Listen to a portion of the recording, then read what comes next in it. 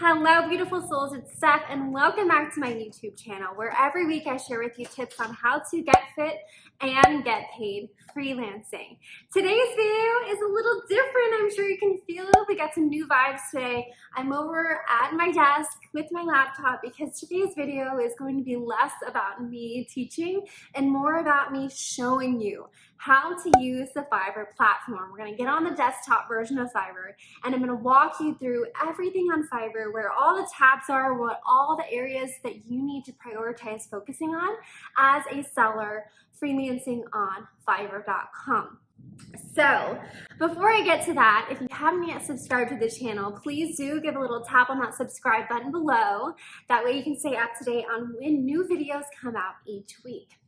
In addition, if you haven't yet watched the last freelancing video, go check it out because I'm sure you're going to love that one too.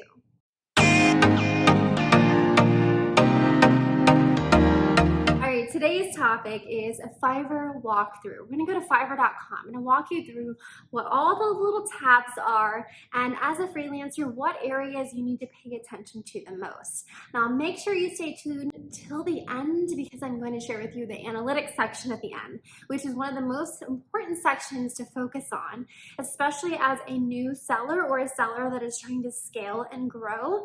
And it's an area that most people ignore. But if you take the time to look at those analytics, it's going to be a game changer for your freelancing business.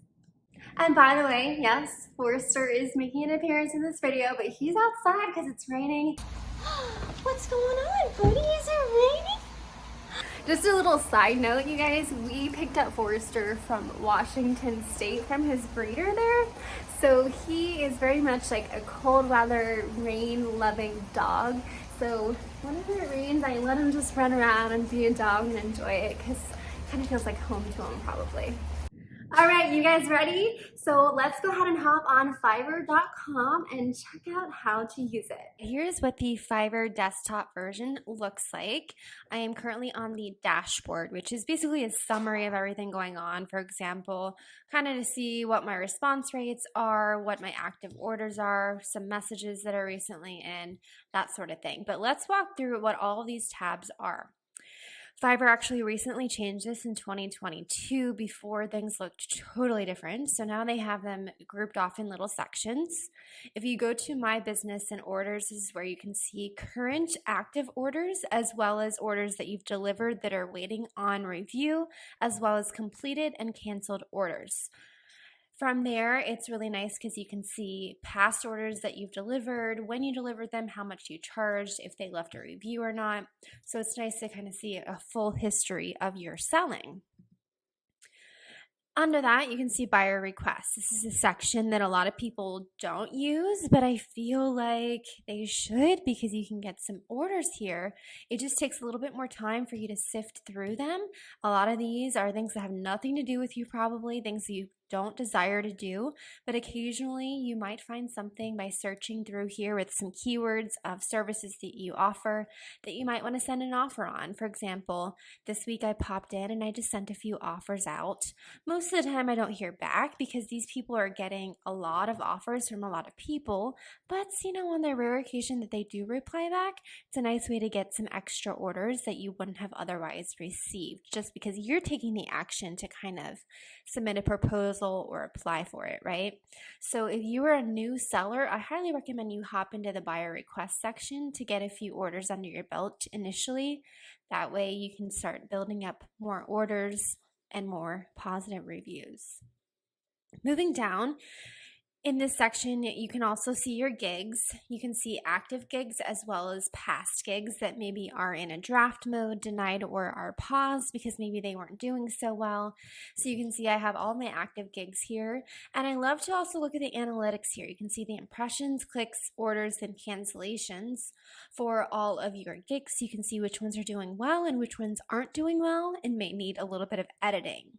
And you can go to the far right and you can edit, pause, delete, change the gigs at any time. Moving right along, under the business tab, you can also see your earnings. This is where it's going to share your total earnings overall for being on the platform. And this is where you can also withdraw money when it's available to withdraw. All right, so this is the tab that you're most likely going to use the most. You're going to be going into the orders quite frequently. Moving on to the next tab, this is a brand new tab with a lot of new features. Things like the Seller Plus program, which is an upgraded Fiverr account that's about $29 a month, in which you can get extra resources like videos teaching you, coupons that you can send out, as well as access to additional analytics for your accounts. I did try it for 1 month and I have mixed reviews about it, but this is an option if you want a little bit of help to grow your Fiverr. Another option is you can pay to promote your gigs so that they show up higher in the search engine. And you can also use some of their tools here to learn how to scale your business and just learn from Fiverr. So this is the tab that you probably won't need when you're a new seller quite yet. This is something that maybe later on when you really want to grow, or maybe you want to pay to promote your gigs and stuff, that you'll need to go to. But for now, you probably won't use this tab too much. The next tab is the Analytics tab, in which you can see an overview of overall analytics for your entire accounts and all the gigs.